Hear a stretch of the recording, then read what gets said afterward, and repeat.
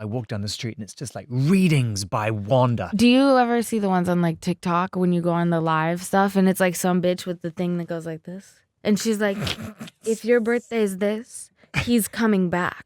He'll come back to you, girl. And me, like definitely a lesbian, I'm like, oh my God, he's coming back. I'm like, holy shit, he's on his way. He missed me. Mind you, she's talking about Jesus, but I'm like, oh my God, my ex. And like, I fall for that shit crazy.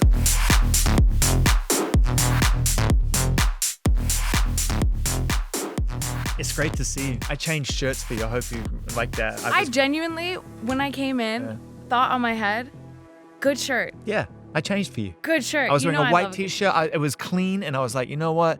I'm going to bring a little summer to the occasion. Love it. Great t-shirt. Love it. And also, you always, well, not always. The last FaceTime we did, you just looked like, it was like you literally just like woken up. Interestingly enough, I had. Yes. No, and I saw comments under that video that were like, oh my God, this girl's drunk. And I was like, first of all, it was 9 a.m. Fuck you guys. Second of all, kind of. Second of all, a bit. Yeah. You know, I do slur my words when I'm really tired. Missed you. Good to see you. Missed you. Good to see you. Thanks for coming in and hanging out. I always really love seeing you and talking with you. And I do it anyway, with or without music, you know, just because I love your take on life and I like the way you move and you're an honest, unfiltered, caring human being. You're a weird combination between hard ass and empath. Thank you. Thank you. That's, yeah. Right? Yeah. No, you're right. 100%. And last conversation we had, whenever that was, maybe a year or two ago, was one of my favorites. So you're back with a new album. Congrats, by the way. We don't take that for granted. I know. Thanks. Fuck me either. Yeah. It takes a long time. Takes a long time. It sounds like you came out of the last experience needing some space. That's the vibe I get from the record, and also a little bit of what I'm picking up from some of the surrounding Wait, really? info. You think? Well, no, 100%. Thank you. Yeah, no. Forgot how good your straight face is. Fucking terror. That was just terrifying for a second. Wait, you think so? No, yeah, 100%. I was so strung out. I was like, I need everybody to get the fuck away from me. Yeah. Like now, like quickly, with haste. Yeah. Yeah, I was way strung out. And I was taking advice from way too many people who don't actually make music. So I was like, hang on, why the fuck am I listening to y'all? And all with great intentions, but it doesn't change the fact that actually at the end of the day, I've got to live with these decisions. 100%. Yeah. 100%. Yeah. And I like this in a lot of ways, but I think like my job becomes a playground for a lot of other people because it is really fun. It's really fun. Like I get to do a bunch of crazy shit. Like I get to go on like trips and like bring my friends, and I get to like go and like, you know, do these events and like play my music and go and play shows, and like that's really fun to attend. And I appreciate that, and I appreciate that I have people pulling up for me, but I also like was like, damn, this is just a playground for everybody else and I'm sad. Yeah.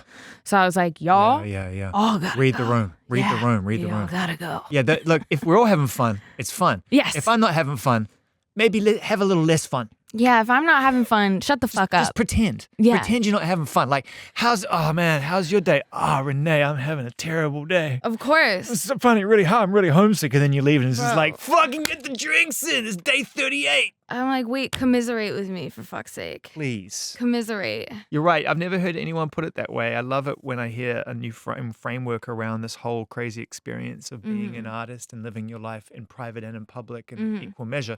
And it's a beautiful ride. And it's intoxicating for people, not just for fans, not just for you, but for everybody. Like, absolutely. What a fucking dream. Absolutely. Which is great. And also like I don't know. I think you're close with so many artists and an artist yourself. It's like equal parts really self-centered and equal parts like meant to be given and meant to be received. Totally. And is so much bigger than the artist. Like I'm not, if I wanted to ball out and live my ideal life, I'm on a farm. I'm not talking to any of y'all. You could do it. Hell no, because I'm too neurotic, and there's a part of me that loves it, but like that like 50-50 is I don't know, you really do have to be equal parts obsessed with yourself and ego driven, and also the other 50 has to be you have to literally love it so much and understand that it's much bigger than you. And that it's much more important than like just yourself. So it's like a dichotomy of both. So I get that it's really fun and it's meant to be fun. And I'm glad that it makes other people happy or makes other people sad or makes other people pissed. Makes other people anything. Exactly. I love that shit. That's the goal. Yeah. But I had to like get my equilibrium back because I was like you lost. need a strong internal voice to do that. You need to be able to listen to yourself. I've met many artists that have not listened to themselves or developed an internal voice for 20 years. And then it's like fucking crash out. Yeah, of course. Crash out. Of course. So thank goodness, you listen to yourself. What does that voice sound like when you're like, all right, before I start torching relationships, I need to recalibrate where I'm at. Sorry, I had to move my mic. Yeah, it was clunky. No, I know. It wasn't the smooth. way to do that. I thought it'd be better. You'd think as like a singer, I'd be good with moving a mic stand. I'm not. I can't even adjust my own. No, yeah. That's what I look like on stage, by the way. No, you don't. Yeah. No, if you look really close, it's not good for me. It's hard to see that close when you're so off in the distance. When you're stadiums. When you're so far Madison away. Square Garden. You could really get up close, but you can't. All my people in the back. That was like a zoom in slow-mo, you know what I mean? It was like AI Reneé vibes. A little, hey. How'd you know? Like, oh, fuck, I'm cooked. I knew because I was just so depressed and I didn't love what I was doing. When? When I was doing festival runs last year. So you were bummed out at Coachella? Mad fucking, woo, gone. Wow. Gone. No life behind the eyes. Nobody's home. Literally nobody's home. I'm trying to cast my mind back to that performance. I was there in the crowd. On the Sunday, it was hot. Oh. It was very hot. Believe you me, I was sweating my ass off. You sounded great. I mean, it's look, this is what's great about getting to know you is the person. When we meet you, we meet the performer. We don't know you yet. You're a performer. You're like, I'm born to do it. And then over time, you make music, you get to know yourself, you share more of yourself, and it's like, oh shit, we get to know you. Then now we're getting to know you. Yeah. I guess I saw a performer on stage that day. Because you showed up, man. You didn't show up. It's interesting. I feel like for everybody else, I really showed up, but for me, I just like did not. Yeah. I just did not. But also, I don't know. When I was a teenager, I was doing like 8 shows a week on Broadway. So I learned how to just show up even when lights on, nobody's home. Right? Like also there, you don't have a fucking option. You don't get to just like take a sick day when you're sick. That's true. Like they're like, you're like vomiting on the floor, violently ill. And they're like, it'd be a really bad look if you didn't pull up. Yeah, for sure. I'm like, oh, would it? So I got that muscle for better or for worse. And the crazy thing about that muscle is, and this is the intoxicating thing about the moment that requires you to get past yourself, is that as intimidating that is, more often than not, when you do it, you're better for a while. It gets you past yourself long enough to either bury it or maybe it doesn't come back. Yeah. So it's kind of a two-edged thing, right? Yeah. It doesn't mean it's good for you, but Right. but equally it's like, Right. it might help you. There's also a plus in like, you can get through it and you can get through your commitments. Because also like, just because I don't want to show up to work doesn't mean that I don't have to show up to work. It's good parenting right there. You know what I There's some mean? good upbringing going on there. Like bitches have Carolina. bitches have 9 to 5s. They don't get to just be like feeling overwhelmed, clocking out. Like Yeah. I'm like, so I don't get to do that either. I went and watched the picture of Dorian Gray. Have you seen it? Sarah No. Snook in New York. No. Sarah Snook doing Dorian Gray. You're too busy. Oh, the play. The play. Yeah. Oh, No, didn't see it. dude. Heard it was amazing. Unbelievable. But I went and watched it and I was like, wow, we went to the matinee, which by the way is the great hack of all Broadway. Why would you go at night I know. like that? Dinner and a show means the show and then dinner. Oh my God, please. And then you're out super late. No, I would hate that. yeah. So anyway, I'm at the so Fuck, I would hate that you would so hate bad. that version of staying out late. Yeah. It's too structured. No, I would fall asleep during the show. What freaked me out was like, how do people find the intensity to be able to come back an hour and a half later and do that again? Ooh, it's crazy. How do you do that? It's crazy.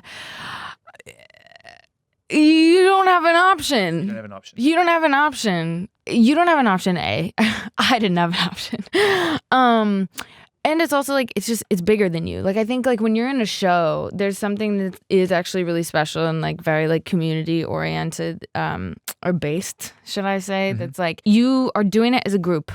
You're doing it as a group. So like, if you don't bring 100, then like somebody else has to like subsequent and hit like 150 just to meet you where you're at, which like sometimes if you're close, that can happen and that's okay and completely fine. But if you constantly decide not to show up and not to bring like at least your best version of 75 that day, then you're doing everybody else a disservice. And then you also have to live with that on your psyche, which is just like not. And guess what? You don't get to go to the next town. You get to show up to work 3 hours later in the same place. Yeah, same place, same outfit. Same green room, same green room, the whole thing. Same glam, same moldy ass theater. I don't know how you did it. I mean, me neither.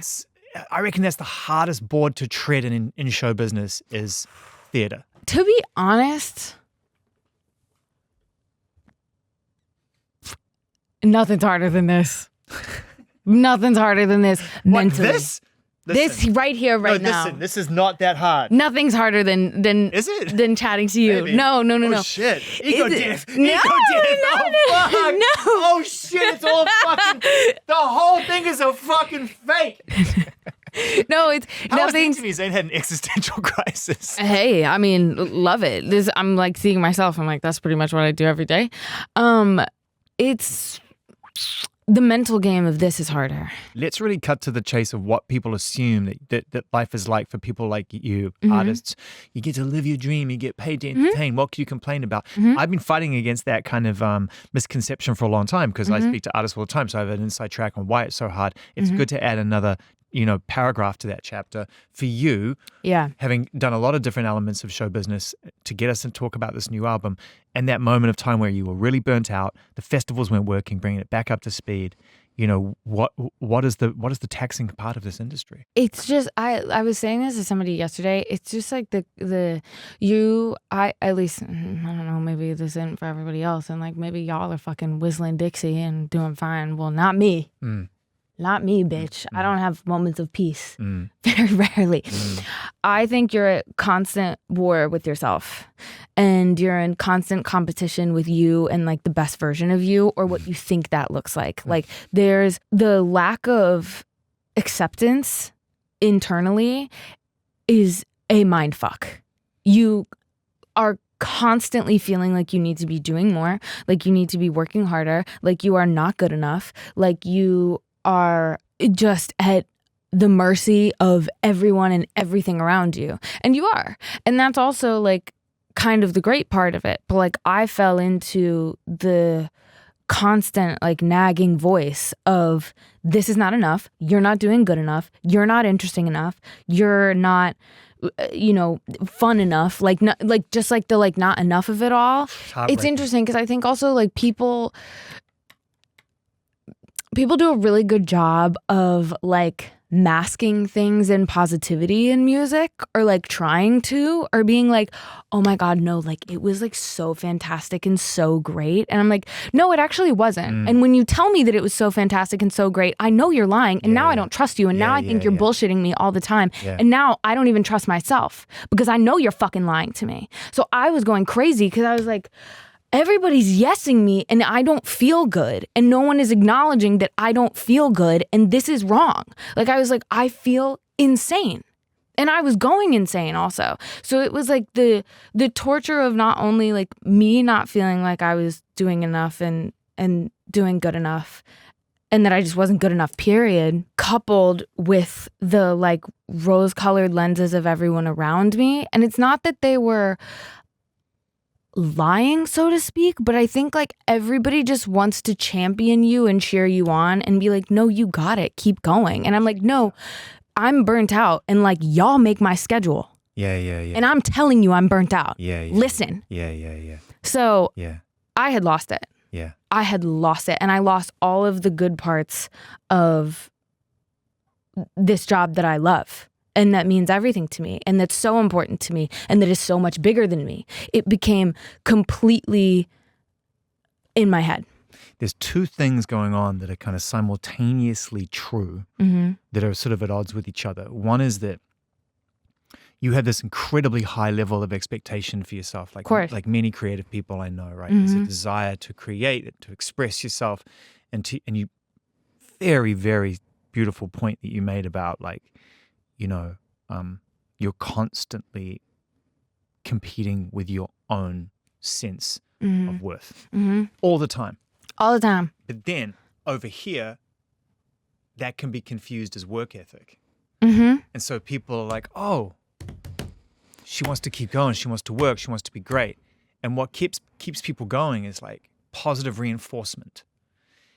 And in the middle is this crazy thing that no one can understand in that moment of breakdown, which is that your sense of unrealistic self-expectation is not anybody else's understanding. Yes. Or fault even. 100%. And you are completely alone in it. I don't know what to do with this. Yes. Right? Mm-hmm. But I know it's my job to keep you moving, and I don't want you to wake up 6 months when you don't and go, damn, why didn't I do that, and that? So it gets so confusing. And so the only thing I know that ever cuts through that is clear communication. Absolutely. So it sounds like that's what you needed to do. Yeah. And I also think I needed to like clearly communicate with myself. Like I was just so down bad. I was just so down bad. I'm so sorry, dude. Yeah, thanks. Me too. We didn't know. I mean, fans didn't know. None of us really knew, you know. I mean, your crew would have known, but we didn't know. I mean, we thought like, you know, because you do such a good job of bringing yourself, even today, right, where you've brought real truth to this room, and I really appreciate it. Mm-hmm. You know, you bring yourself, like you are an unapologetically yourself person. Yeah. So it's hard to know. And why would we that you're going through that? It's brutal. Of course. And also like, you know, it's not ever something that like can be just like magically like fixed easily. Like I didn't even know what to do. Also, like when your like career grows at a certain rate, like things start like falling by the wayside, and then you realize that like those tiny things are actually really important and like make like a big difference. Just even like in logistics, like things were driving me fucking mad. Logistically, that like it just, you're gonna lose things, you're gonna make mistakes, it's gonna be like all good, like no sweat. But I was just crashing out to the point where like it was so stupid, but it's also not, because it's incredibly important. Like I had like a massive like wardrobe malfunction, and that on top of everything else sent me full-blown panic attack, full-blown like crash out, like weekend 2 of Coachella. I completely lost it, like screaming, crying. Like I was like, That's the one I saw. Yeah, I was fucking going ballistic. I was so sad because it was a tiny thing that did make a massive difference. And I think that I am a really resilient person, and I'm somebody who like really brings, you know, whatever you want to call it, like my like authentic self or my most honest self, that I think I seem like I can handle a lot more than I really can. And that was a huge moment of like, no, I actually can't handle the like seemingly little things, but like clothes that are going on my body and clothes that are supposed to make me feel comfortable as a performer and in something that I feel really deeply. If those don't go right, that is a mind fuck for me. And it was like tiny logistic things like that I think it appeared that I could handle and I wouldn't care, but I actually care so deeply about every finite fucking detail. Dude, imagine if Wonder Woman woke up and the cape didn't fit. Bro! I'm sorry. She can't fly. I'm not saving the fucking world today. The cape doesn't fucking fit. Cape's not fitting. So, you know, I understand there's a fucking volcano kicking off on some part of the world and I could get there like that. Of course. But the cape doesn't fit. I don't feel good. I'm Can't done. fly. It actually makes total fucking sense Can't because fly. that is your identity for that particular 45 minutes or an hour on stage. It is. And it's got to help you get there. So people are like, oh, it's just a thing. It's not just a thing. It's so important. You were in the red, man. Yeah, I was in the red. Woo! I was so gone. So how did you change it? What did you do? I started saying no to everything. Good. I started doing just like things for my own mental health that really made a difference. Like what? What was something simple that you applied to your daily lifestyle that, like, I mean, I've been all about that, so I love that. And by the way, I mean, the smallest things that you adjust to your daily routine make the biggest difference. I mean, this was like a massive one. I went off of birth control, which I know you're like, and why the fuck were you on birth control? Which I understand doesn't really logistically kind of add up, which I totally get. I'm not putting you in a box, Reneé. That's okay. I put me in a box. Yeah. I eat box, so I'm putting me in a box. You know what I mean? So So Gets one. yeah, thank you. They're harder to come by these days. People started to Really? expect them. And when you expect them, I don't want to give them out anymore. But, the box squared was outstanding. Back-to-back bombs for box squared. Shit is too easy. No, I'm gonna work for him. But I'm glad you like that. Thank you. That was fucking great. Went off of birth control. I'd been on it since I was a kid. I think like a lot of times, doctors just kind of like prescribe shit just for fun and like shits and giggles. That's terrifying, by the way. Yeah, no, I have my own issues with that. Try Ritalin. Yeah. You'll like it. They're like, hang on, girl, here's fentanyl. You have period cramps? Seriously. You want a gun? For shits and giggles, try that. Exactly. And that is it. Fucked up. And that is literally it. So I did it. I went on birth control when I was a kid. So I went on probably when I was about like 16. And then I was on it for 8 years. And when I started like crashing out, I was like, okay, I need to make big life changes. Like this is not, I'm not having fun. I'm like way too depressed and I'm way too cute to be this sad. Yeah. I was like, there's no. You sound way too cute to be sad. Yeah. I was like, I can't do this. I was tempted. I know. But that would have almost been creepy. Yeah. Yeah, like, that's right. No, I'm edging you. I decided, I was like, I'm going off of it. I'm not doing that. I started doing a bunch of different therapies. I did ketamine therapy. How was that? Amazing. People love it. Whoa, I love it. Almost in a way that's like, whoa, I love it. Almost in a way that like, Whoa. I'm a ketamine addict now. I don't even do it for therapy. I was like, yo. Let me tell you. I was like, hang on. That ketamine was kind of nice. Can I take some home? No, it was great. There were a couple days where I was like, yeah. So you're a ketamine addict do that now. again. So. Yeah, but it was incredibly helpful. I did it for OCD, which also was I basically just like had crashed out and I was like, I need to go into every tiny little detail in my life. And I have the resources in my life now. I'm lucky enough to like have the financial capacity to like really go in on some woo-woo shit. And I did. Going off of birth control, best thing ever. That shit is poison, ruined my life. So happy I'm off of it. Did K therapy, loved it. Can I ask you about the OCD benefits? Because I'm a lifer, OCD lifer. Love. So like, I don't know what your particular, because the thing about OCD is very hard to actually categorize because everyone's such a unique experience for everybody. Obviously, it's like a perfect storm. Yeah. How did it help your particular type of? I have like what is referred to, I guess, as like, I forget. It's like pure O. It's I have that. The strict obsessive like thought pattern of everything, which is just OCD in general, but to like be incredibly like micro about it. Yeah, the needle gets on the record and it just skips and and you skips cannot and stop. skips. Yeah. And don't get me wrong, like K therapy didn't just like magically like take that shit away. Like I'm still insane all the time, but it helped because it was like I knew what like momentary relief felt like, and I was like confronted with things that were really strict thought patterns when I was in these like K-holes. And it was amazing. And I would wake up every single time I did it, like crying. Like I would just have like tears like down my like cheeks.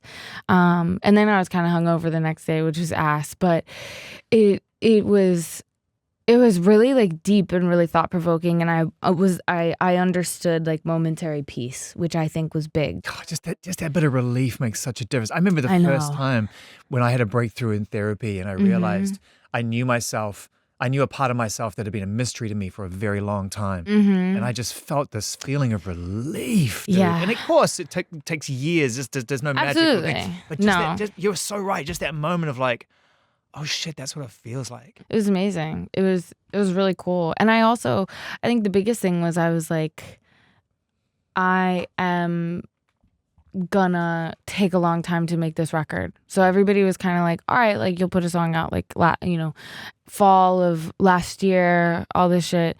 And I was tweaking out. I was like, oh my God, how am I gonna do this? And I was in the car talking to my girlfriend. I was like, how am I gonna do this? Like, I don't know. And she just like looked at me and was like, who decided that? Yeah. And I was like, well, that's what I was told I have to do. And believe it or not, if somebody tells me to do something for work, I'm doing it. Like, I'm pretty defiant in every other space in my life. Not to be weird about it, but you started, as a young as a young girl. Absolutely. And so there's like training thing of like, this is my job. Yes, that's what I do. And like everybody around me knows better than me. Yeah. And it's not to say that sometimes they don't, but like. Yeah, it shouldn't be a regimen. Yes, exactly. And it became that for me. Yeah. So my girlfriend was like, you don't have to do that. And I was like, your girlfriend's great. Yeah. And I was like, wait, really? Like, are you sure? And she was like, bro, like I've just watched you be like clinically depressed over the last 6 months. Like you just had massive life changes. I had just like gotten out of a job that was like so fucking terrible. I had just like done a ton of shows that I was like really depressed whilst I was doing it. And she was like, stop. Like she was like, you can chill and you can take as long of a time to make this as you want. And then I kind of started to get cocky and I was like, wait, I can take as long as I want. I was like, you just got another 6 months. You just got another 5-month delay. Say anything to me, you're adding 2 months to your sentence. I was like, you'll never get this fucking music ever again. And so then I kind of went, on the other side. Yeah, you did. And then eventually came back around. But that was also really nice, was feeling like I had power and agency in like making my music. For the first time ever? Yeah. Because I just always felt like I had to like slut myself out to everybody all the time. Because I felt like I was constantly trying to have to prove myself. And Where does that come from? Does it come from... I'll give you a couple of starters for 10. Okay. Does it come from the early days of like being a performer, putting your identity in front of people for applause and you're great and everything else? Shit, I gotta keep getting that? Or do you think it started even earlier than that and that's what propelled you to want to entertain and want to make people happy? This I'm kind of woo-woo about. I like really believe that everything is very like universally based. I think everything is like divine timing. I think that like we only have control over the things that we actually can control.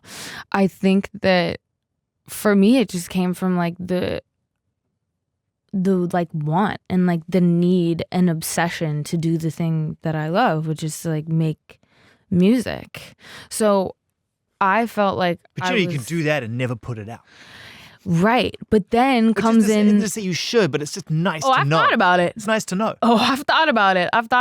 Because what's interesting is like the way that I'm perceived and the way that I come across is like incredibly outgoing and very sure of myself and very resilient. And it's not to say that I'm not, but like... that was so shocking to me. It's a lot to live up to. It's a lot to live up to. And also... all the time. I'm cripplingly insecure. So I remember when I started being perceived on a larger level, being so confused that that's what other people thought about me. Yeah. Because I was like, you're playing in my face right now. There's no way you actually think this, but it is inherently how I come across. I don't really feel that way. Well, yeah, good job. I mean, man, you fooled everyone. I mean, great job. And I'm not even trying to. Like, I'm not trying to. Like, it's tough. That's a really, really tough thing to realize is that you've set an expectation for us mm-hmm. that is not realistic. And it's just not how I view myself in my head, which is also weird because I'm like, wait, I'm like, and I guess I say everything pretty sarcastically. Is it sarcastic when you say, at least I'm hot? I mean, it kind of is, but it's also kind of like there's a confidence in your music. Yes. And the way that, wow, yeah, it's just a paradox, right? Like everything. It's the 50-50. It's I live in a complete 50-50. Similar to what you were saying in the beginning. I think, or I try to be, or I make an effort to be in this life, incredibly empathetic and emotionally intelligent, aware, and attached. Definitely. Right? And I always want to leave room for that. I also am brash and a fucking feisty little bitch and very, very, very protective and sure of myself in that way. So it's like those two things going on all the time feed into my life. Like I think there's 50% of me that wishes that I only made music and never put it out and wore a paper bag over my head. And then the other part of me is like, no, this is something I love to do, is like putting out music for people to receive it, even though it makes me crazy. And like the promotional aspect of it is really difficult for me. You don't do that much though, right? No, because it's so hard for me. Yeah. It just is. I'm grateful you're here. Yeah. Well, things like this are like, this is like an actual conversation. This is like actually something that I like to do because I know that you care and you care just as much as I care. Yeah. Like there's a lot of stuff where I mentally can't do it anymore because I'm like, this isn't, I'm, you know, on the 10th time someone's like, so what is this album for you? I'm like, what do you think, bitch? What do you think? I'm like, it's music. I made it. They're like, what is it about? I'm like, if you don't want to listen to it, that's cool. But just don't, I don't want to be here then. I forgot that sometimes when you get really on one, you go full Jersey. You get real New Jersey. You're like, really? What do you think, bitch? Really? There's a little bit of New Jersey going on there. It's just like, oh my God, by the 10th time you ask me this, I'm like, what do you think, bitch? I love Jersey Shore. That maybe it's had a deep impact. Maybe that's Snooki's impact on me. Maybe Snooki's had a massive impact. I used to wear a bump. You did? Wear a bump, not I used to wear a bump. Shit, that's that stage school shit, huh? Yeah. That's the mature version of that stage school upbringing. It is my stage school upbringing, yeah. So you get a 5-month delay, you get a 6-month delay, you need to fall the fuck back. You're not coming on vacation. Yep. So you get to make an album with some space. Yeah. And the first song is now very understandable to everybody. Right. Right, makes total fucking sense. Right. Right, leave it alone. Yes. Bitch, I want to have fun. Right, self-explanatory. And then from there, it's like a snapshot after. It's like 12 Polaroids in vivid color. Really, really brilliantly put together as like an overarching, like a lot of pushback. Yeah. Some real sort of self-analysis, some good acceptance work on this record as well. Yeah. Like I can tell you're fucking proud of it. Thanks. I'm really proud of it. What do you love about your record? I don't ask that enough of musicians and artists, and I want us to ask that more. What do you love about what you've made? It's a good question.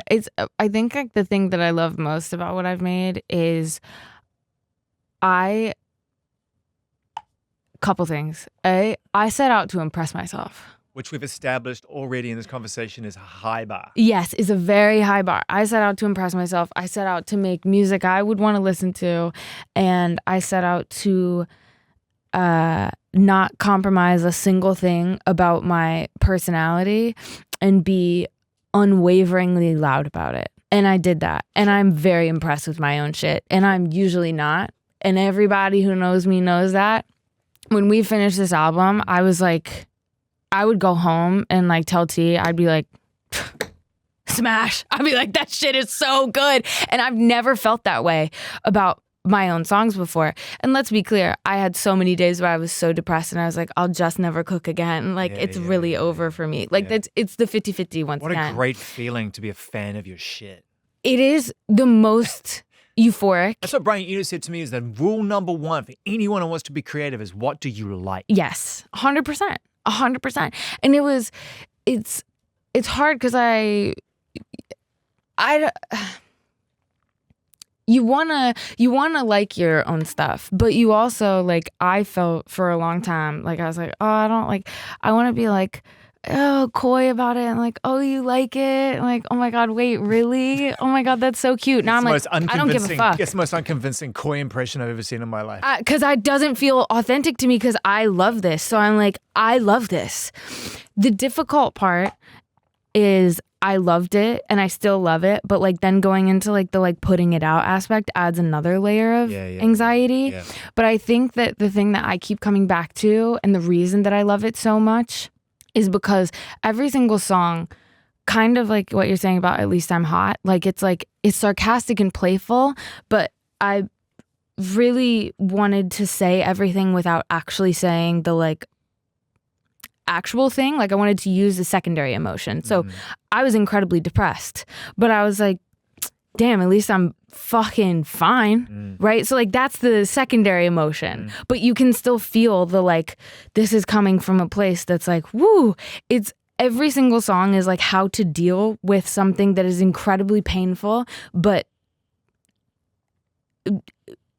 be resilient. It's really clever writing because what it does is it draws you in with its immediate charm, and then once you realize what you're actually hearing you say, and you're listening to what you're saying, you realize, oh, okay, there's a lot of layers here. Like I can live with this now. Yeah, definitely. And understand it over time. Definitely. You know, so you basically, you got us through the door with free beer and like a fucking mirror ball and a local DJ, and then you told us all the bad news. Yeah, for real. But Stop the music. That's what's fun. I got an announcement to make. No, literally. But that's also what's fun about it. It feels like I've been saying, I'm like, this album to me feels like ripping off all of your clothes, like stripping naked and like running down a street after you've been like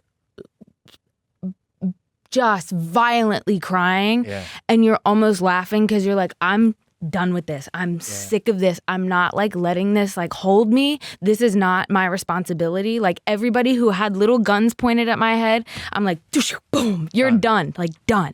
It's like a rebirth and a complete like step forward to me being like, fuck all y'all. I'm not dealing with this anymore. I'm doing my own thing. I'm running away from these emotions, but I'm like getting myself rid of them. A strong cup of fuck you juice. Yes. It's really good to drink once in a while. It's a powerful energy for creative Drinking it spirits. a lot. Yeah. I'm drinking it a lot. Yeah. Sounds like it. There's so many fucking great songs on this record, man. Some of them really stand out to me.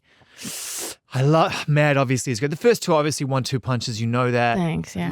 I love the way you get us into a waltz with "Why Is She Still Here," and then you keep us at a nice moment with "Sometimes." Kiss it is like very, very much in that wheelhouse of like, you know. I love if it's making you uncomfortable to listen to, that's good. Yeah. That's the point. I want you to feel it. Like, show your mom. Show your mom. Exactly. She could use some action. Put this on family road trip summer. Yeah. It's just great writing, you know. And I really do like. I think I like you better when you're gone. I mean, I was joking at the start about like that kind of reduced version of your writing, but I love it when you. It's just very. Again, like just very vulnerable writing. It's the only thing that feels good to me. Like nothing feels as good to me as like writing and like making it. Actually, nothing. I think being in the studio is the dream, isn't it? It's the best. I know playing live is great and it's intoxicating and everything else, but sure, but it's a different thing. Yeah, it's a different thing. Like when I do that, when I'm in the studio, that's like just for me. That's solely for me, and like I don't have a lot of parts of my life that are solely for me. And you keep the same crew around you in the studio too. It's the same group of people. So, you know, the touring thing is a much bigger operation. And absolutely. People coming and old people leaving and absolutely. stuff. But this is like, you're just back in that zone. So paint a picture for us of what the studio is like when you're making this record. You've got your very core collaborators around you. Omar, you've got your crew. Yeah. What is that environment? It's pretty volatile.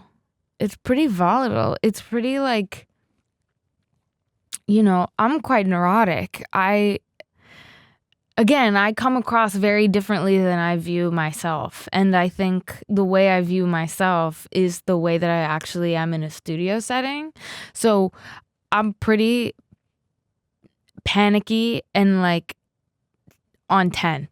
And I'm also kind of like method in a way, in an unintentional way. Like if we're writing a song about like fucking shit up and doing da-da-da-da-da, I'm acting as if I'm doing that just because I feel what I'm writing so hard and so intensely.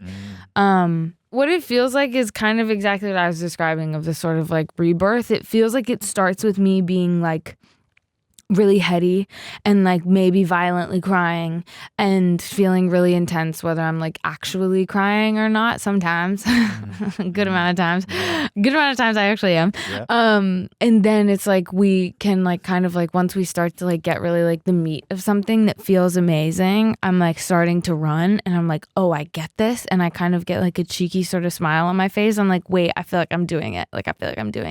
And then once the song starts to really come together, it's like I'm ripping off my clothes and like streaking naked down some like just means a road. lot to you, doesn't it? Like, it means everything. This is the thing I think that we're realizing is we're getting to know our modern sort of artists, especially your generation that are coming out of this really thrashy fucking crazy time where it's like just to love what you do is to put yourself in front of the world in a very unfiltered way.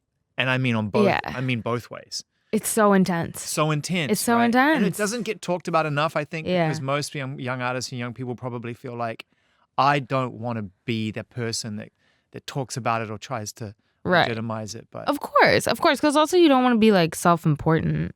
At least I don't. I don't like feeling self-important. I like joking that I'm self-important. Doesn't that fear of like I don't want to be the one to talk about my feelings or how it feels to be, in my 20s coming through the other side of that and not know where I stand outside of public perception and versus identity. Oh my God, it's crazy. Doesn't that just kind of perpetrate the fucking cycle of violence in a way? Like, I'm not saying you need to do it today, but I'm saying I would, as someone who grew into this world, you were born into it. Right. I think it would be really beneficial for everyone to just actually come clean once in a while and say, this is fucking wild. Yeah, it's weird. It's really weird. I also find it like difficult to feel or to express anything other than like some level of gratitude, because there's also so much that comes along with it that you are afforded. Two things can be right. Yes, exactly. It's like being aware that like we have so much access. We're afforded incredible lifestyles, and also it is so like mind numbing. It's loud, and it's really loud, and it's really easy to like wake up and be like, I have no idea who I am because I've given myself completely away, and now I have nothing. And that feeling is like so harrowing, because you're like, wait, like how did I lose myself in the thing that I love so much? I just know you love it, dude.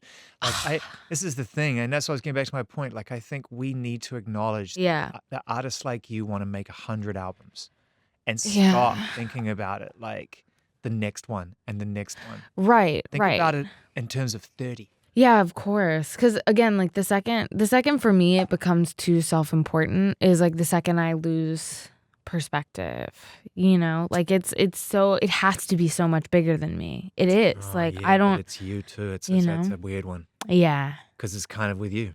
Yeah, of course. I mean, like, if I don't do it, nobody's gonna, shit. Nobody's coming to help me do it. What was the hardest? Oh shit. Go, girl. Nah, man, because you're sitting there and you're just beautifully composed and working your way through your feelings, and I'm like, what's the hardest song you made on the record? No.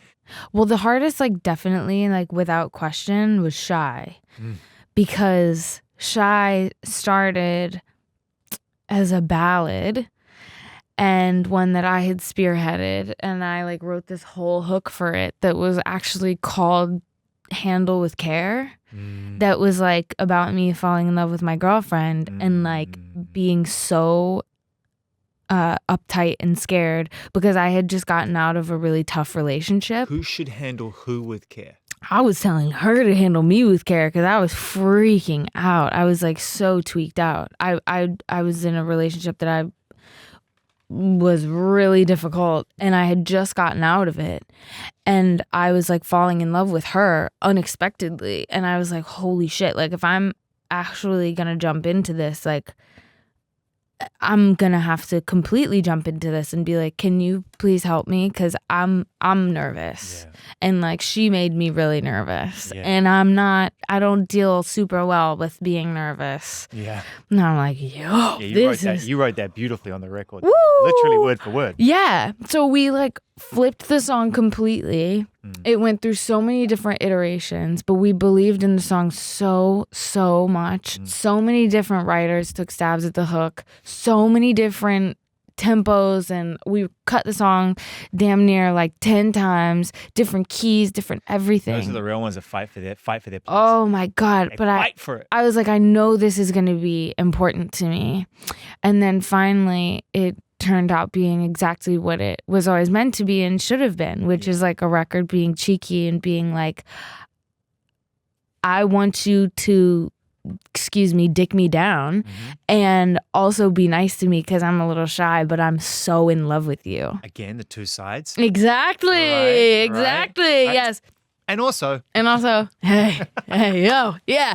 Don't handle me with care. Right. So Shy was hard because it was just actually hard to write. I like the lines, I'm violent when I'm drinking and I'm violent when I'm sober too. Right. Basically, I'm just a fucking fighting psycho. I was giving her like a crash run of like, listen, I'm going to be violent when I'm drinking. I'm going to be violent when I'm not. Fine violent when you're drinking. Violent when I'm drinking is a protector. Right. you know, I'm a protector. If any of my friends get into anything, I'm stepping two. Do you know what I mean? I think you're stepping two even if they don't. Potentially. And usually my friends bring it upon themselves, and perhaps so do I. But you think really they just want to see you go at it? You think maybe it's just like, yo, watch this? 100%. But also, like, we're in like a big group of like lesbian girls and like NBs. So like anytime we go out anywhere, we inherently, I feel like people are just like looking at us in kind of a way, and like bouncers hate us because we want nothing to do with them, and we're not going to try to charm them at all because we're like, what the fuck do we want from you? Yeah. So we're always getting into little tiffs. Yeah. You know? Yeah. Which I find fun. Yeah, I wear hats now, you know? You're the fucking Sex Pistols. Yeah, exactly. It's like, fuck off. It's so fun. Yeah. It's so fun. Yeah. But yeah, so Shy was hard to write, and then emotionally difficult to write, I think, was I Can't Have You Around Me Anymore. Love that song. Because I really wanted to, I wanted a song like that so desperately. Like what? One that felt like if I didn't write it, I would kill myself. Like one there's the song that someone else writes that you're like, I fucking wish I'd written. Yes, that was a song that I was like, if anyone else had wrote this song, I'd be livid I didn't write it first. Yeah. I was so proud of it. You know what's funny? I played it when you walked in because I've got that sense. And also the thing is that riff is so delicious. But when you start singing on it, I'm like, oh, you're so happy to be on this. Oh, it's my thing. It's my riff. I get to sing on it. It's my thing. It's just, It's so. Those notes have been written before, but not that way, not in that order, not with that feeling. It's like the first time I ever heard those notes. It's really like a beautiful thing. Yeah. That's like one of those songs I think that like you can't really conceptualize how someone went in and wrote that song. You're like, how did that even? And it's like it just is like divine, and it just happened, and it was exactly what it should be, and it's really bittersweet. We love your music, and Thanks, as a human being, I really think like. You show up for people even when you don't want to. That's the work ethic. But I'm glad you feel you don't have to anymore if you can't. Yeah. That's the big growth, right? Yeah. Through this whole like last few years. Yeah, definitely. Which means we get the real you for a long time to come, because that old you would have lasted another album cycle, and then we may not have got you at all. Out. Yeah, I'm seeing witches and shit. I'm trusting in the universe to just do its thing and everything. Yeah, they're tapped in. They're super that's tapped. why I love when I go to New York, right? Because I spend a bit of time in New York now. And you still like walk down the street and it's just like readings by Wanda. And I'm like, die for Wanda. I just kind of want to go in one day and just to see. Do it. Do you ever see the ones on like TikTok when you go on the live stuff and it's like some bitch with the thing that goes like this? And she's like, if your birthday is this, he's coming back. He'll come back to you, girl. And me, like, definitely a lesbian, I'm like, oh my God, he's coming back. I'm like, holy shit, he's on his way. He missed me. Mind you, she's talking about Jesus, but I'm like, oh my God, my ex. I fall for that shit crazy. They have the thing. Or they'll be like, here's your card. And then they're like, your birthday's February 7th. I'm like, wrong. Completely wrong. But that's okay, you get to the pass. Yeah, I'm like, it's totally fine. She's like, March 10th. I'm like, you know what? Fine. Perfect. Thanks, Wanda. Yeah, I love those though. Yeah, I don't know if I can do it, man. I want to do it, but part of me is just like, what if it's bad? What if they're like, whoa, you're still here? What a shock. I've had a bad one. Amazing. I mean, like, I have it on my records that you passed your fucking use by date. Yeah, you were supposed to croak a long time ago. A long time ago. I've had a bad one. It does leave you unsettled. Does leave you unsettled. And was it a bad one? Like were they like this? No, he kind of just said it super direct, which was kind of worse. Kind of fuck him. That was my first mistake. Yeah. Yeah. Sweet though, good intentions. Yeah. No, good fuck intentions. Him. Sorry, I take that back. Good guy. Nah, fuck him. Fuck him for sure. He's got to tell the truth. He told me where to move my plants in my house though, so I did that. And? Well, the designer came. She said, why the fuck is that here? And I was like, well, wouldn't you like to know? Why did you move the 7-foot plant into the kitchen? Oh, my God. By the oven. She was like, this is so off balance. And I was like, I was trying to fuck with my feng shui. I was like, God damn it. I don't know what to do anymore. Don't fuck with your feng shui. Don't fuck with my feng shui. A bad one, huh? Really, yeah. It was bad. I cried. He said that... Oh my God. And my mom had it out on me for this one. He said that my mom shouldn't fly this year. It would be unsafe. Yeah. Brutal. And then I made the mistake of telling my mom. Yeah, wigged her out. She was like, why the fuck would you say that to me? And I was like, I don't know. I'm sorry. I just told you what he told me. I'm sorry. I was like, I was trying to make light of it and be like, this can't be true. And she was like, Reneé, no, I'm not going to fly. I was supposed to fly next week. And I was like, fuck. I was like, no, you should fly. What year was this? This year? Yeah, that was this year. Yeah, I know. Fuck. I know. Has she flown since? No. Absolutely, bro. She's Oh, she's a jet setter. Come on. So she's like, fuck that. Yeah, I think she forgot about it. She'll remember now. But yeah, she forgot about it. She was not happy with me for that. I also am not supposed to go around cemeteries this year. What am I supposed to do when I'm driving home from LAX? You pass a big one on your right. What do I do? Shut my eyes? Kim, imagine if they have a few things up their sleeve where they just don't like you. And they just like... Fuck with you, huh? Oh, they're going to fuck with you. They're like, you know what's going to really freak you out? Air travel. Oh my God. Oh my God. The most out of control you can be. No, so insane. Yeah. And I was like, is there anything I can do? Learn to fly. Yeah. He was like, no. I was like, oh, okay. I want you as a fan, Yeah. as someone who's working hard Yeah. to be a buddy. Yeah. I want you to be healthy, Thanks. happy, Thanks. creative, Thanks. fulfilled. Thanks. Me too. Just do it. I will. You too. God.